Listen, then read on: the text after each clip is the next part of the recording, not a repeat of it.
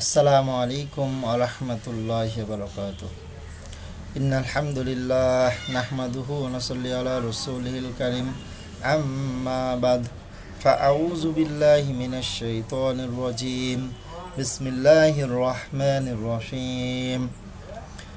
পবিত্র কোরআনের সূরাতুল বাকারা ৮ নম্বর আয়াত।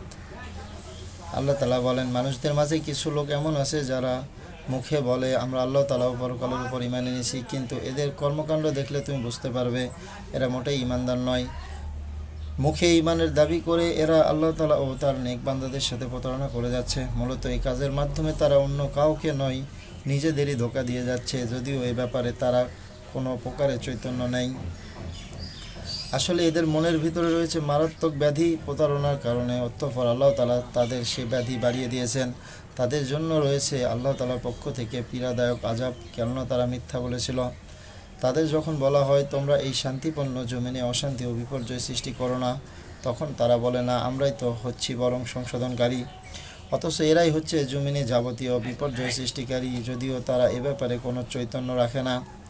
তাদের যখন বলা হয় অন্য লোকেরা যেমন ঈমান এনেছে তোমরাও তেমনভাবে ঈমান আনো, তারা বলে, হে নবী, তুমি কি চাও আমরাও নির্বোধ লোকদের মতো ঈমান আনি? আসলে নির্বোধ তো হচ্ছে এরা নিজেরাই, যদিও তারা এই কথাটা জানে না।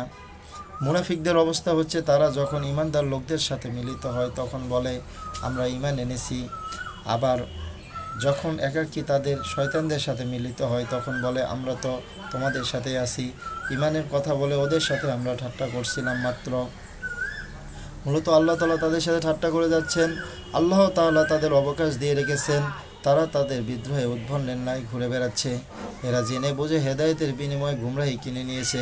তাদের এই ব্যবসাটা কিন্তু মোটেই লাভজনক হয়নি এবং এরা সঠিক পথের অনুসারীও নয়।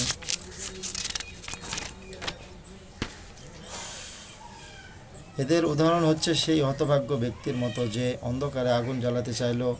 যখন তা তার গোটা পরিবেশটাকে আলোক উজ্জ্বল করে দিল, তখন হঠাৎ করে আল্লাহ তাআলা তাদের কাছ থেকে আলোটুকু ছিনিয়ে নিলেন।